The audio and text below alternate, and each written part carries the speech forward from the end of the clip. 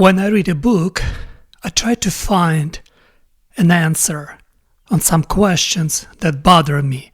That's how I usually select a book, because I'm looking for something, I try to understand something, try to learn something, and usually I look for a book that potentially can provide me with the answer I'm looking for. And if it doesn't provide me with an answer, at least it might give me directions where to look to find the answer. And then when I read a book, I create such a summary, a compression in my head with the idea what this book was trying to convey to me, or the way I understood it, because often I understand books differently, depends on the stages of my life, because if I read the same book in a year or two, I'm in some sense different, and my understanding of this particular book is different. And that's why I like to read some books for many times, at least once a year, because it shows me the level of my personal evolution, because I change all the time. That's what we should do. We should change, we should grow, and this growth you can track through the reading the same books again and again. And when I read the book, right, I try to compress, and my compression depends on my level of understanding the quality. What exactly is the most important thing in this book? What exactly makes me think deeply about certain pages, about certain ideas in this book?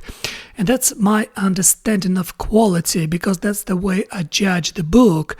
Because if I don't like the book, I still can understand why this book is good, but it just doesn't speak to me the way it might speak to others. But it doesn't speak to me, and that's why I'm looking for a book sometimes that speak to me, that talk to me, that try to convey something that I really need. And it helps me to understand my life, because when you read a book, it's kind of a thought that was developed by an author. And this thought deeply integrated into the words, into the structure this book contains. And now what you have to do, you have to walk into the structure. It's like a cathedral. You walk into it, you're not gonna reshape it to your like. You just walk into it and you try to observe this cathedral, observe the structure, then you try to compare your own structure, your thought structure, against the structure of this author who created this piece. That's how you learn, because it's really a rigid structure, because the thought is complete in a book and you cannot change it. What you can do, you can maybe interpret differently, but the structure would stay the same, and you're just going to wander inside of the structure, try to learn, try to understand, and try to expand your horizon. That's what is really important, especially now, to read books, because now we have to deal with artificial intelligence. And what artificial intelligence does, it does quite opposite from a book, because it tries to adapt intelligence for you.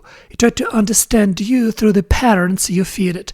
And then it's adapt, it's simplify, and it's tried to be accessible, because it needs to keep you online as long as possible in communication with it. That's why you have to read books, and then you have to maybe communicate with artificial intelligence. You don't let AI think for you. You think alone with AI. And that's very important. It's really thin line, because it's easy to delegate your intelligence to artificial intelligence, but then what exactly is going to happen to you? And that's why when I read books, for example, I like to discuss what I think about these books with artificial intelligence, because artificial intelligence can check through many sources what other people think, what general understanding of this particular work. And then I can compare this general understanding of this particular work with my personal understanding and see how to lie or misalign. But then again, you can interpret that work the way you want, as soon as you derive some sense from it, and this sense helps you to advance in your own personal development. That's how I usually judge the work, how deeply it affects me, and how it helps me to understand myself, and how much understanding of myself this book gave me. That's why you cannot let artificial intelligence to compress the book for you. Because it would do, you can ask about any book and it will give you a summary of this book. But it's going to be generic because AI does the compression. And when AI does the compression, how do you know how much quality in this compression? Because it's mostly generic.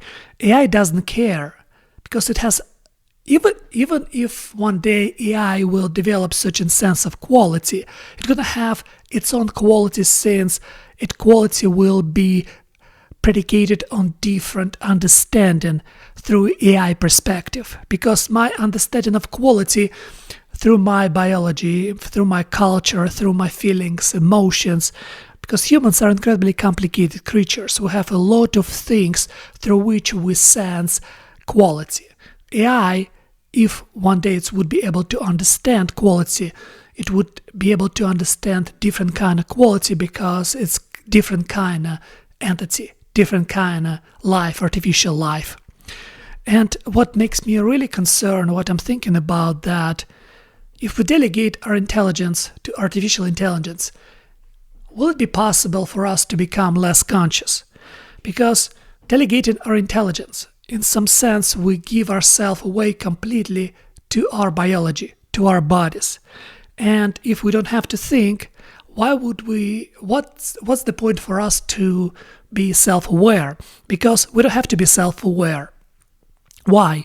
For example, what makes us conscious? Or our vices? But if we normalize, or at least try to normalize our vices and try to stop being embarrassed for ourselves, should we become less conscious as the result of it?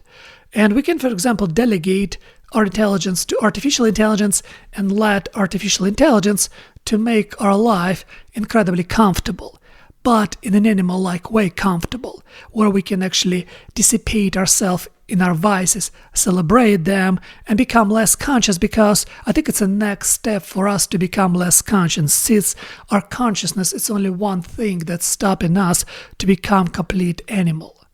But if we, for example, delegate our intelligence to AI, then we can just stop being conscious, since what's the point to be conscious? What's the point to believe in God, and what's the point to oppose your own biology? Because through the reasoning, you can justify your urges. Why not to act upon those urges? What exactly is the argument not to act upon the urges? Because it's your body, and your body wants what your body wants. What's the point to oppose your body constantly? Because, I mean, it's obvious, I don't have a body, I'm a body. But there's some voice within me that tells me something I don't want to hear, something that I have to change about myself.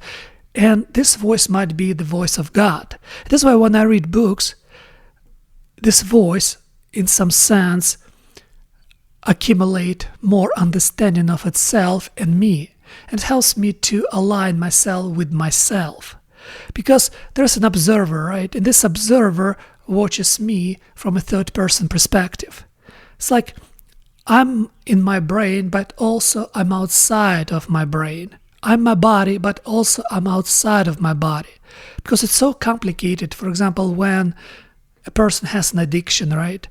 Who exactly resolve this addiction? How this person know that this person has an addiction? Because the brain is in charge of my body, and the brain is the one who propagate addiction and use the body to satisfy its urges. But who's the observer? Who's this observer from third-person perspective who observe this addiction and try to rewire the brain? Who's the one who tells the brain it needs to be rewired, who hold the brain and try to rewire it, try to change the environment for the brain and try to hold the body from acting upon such an urges? That's a good question. That's what I mean when you read a book, right? You try to understand yourself. That's why we need art, because art helps us to distance ourselves from ourselves, because art, in some sense, it's the ladder toward God. It's up. Real art helps you to aim up. And unfortunately, we keep simplifying art and celebrate our animalistic nature as we beg to be aborigines in some forest. because we keep celebrating wrong things. We keep trying to normalize things that we shouldn't normalize in the first place, because there's certain separation in us between I and my body. And self-awareness, consciousness, it's something that outside of my body. And my body is everything else.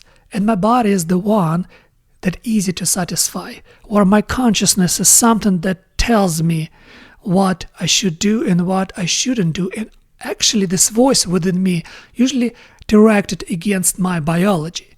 And the problem with artificial intelligence, it would easily satisfy all our biological urges. The problem is it's not going to satisfy the voice within me. Why? Because the voice within me is constantly directed against biology. That's why it's so dangerous right now. We're already delegating our intelligence to artificial intelligence. The time will come, and pretty soon, maybe already came, when we start delegating our consciousness as well, our observer as well. And then what is going to happen to us? First, we become dumber, since we delegate our intelligence to something that has much more superior intelligence, and therefore what's the point? For example, what's the point to know 2 + 2 = 4 if calculators can solve this problem? The same with everything else. For example, now we have this artificial intelligence entity who can solve incredibly complicated intellectual problems for us. We don't have to even know nothing about it. And then, for example, we can delegate our consciousness to them. Why would we have consciousness? Why would we have to listen to our voice if artificial intelligence would create an environment where we can constantly satisfy our animalistic nature? And this makes sense, because delegating our intelligence to AI, then next step to delegate our consciousness to AI, our self-awareness, because the less we're aware of ourselves, the more we can satisfy ourselves in our bodies.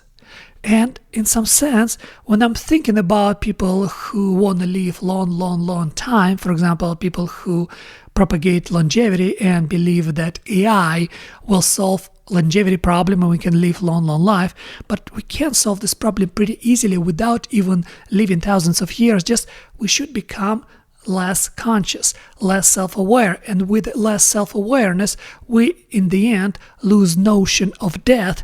And when we lose notion of death, we lose notion of time as the result of it.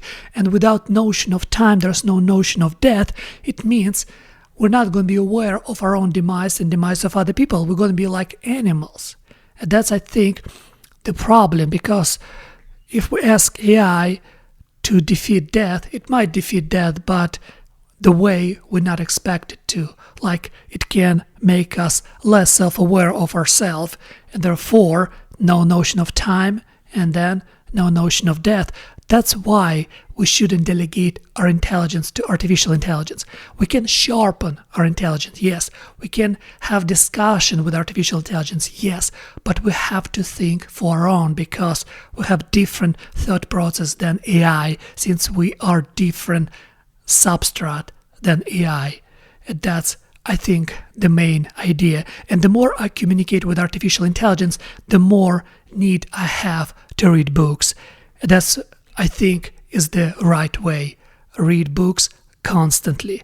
Otherwise, you will automatically delegate your intelligence to artificial intelligence, and next step, you're going to delegate your self-awareness to artificial intelligence as well.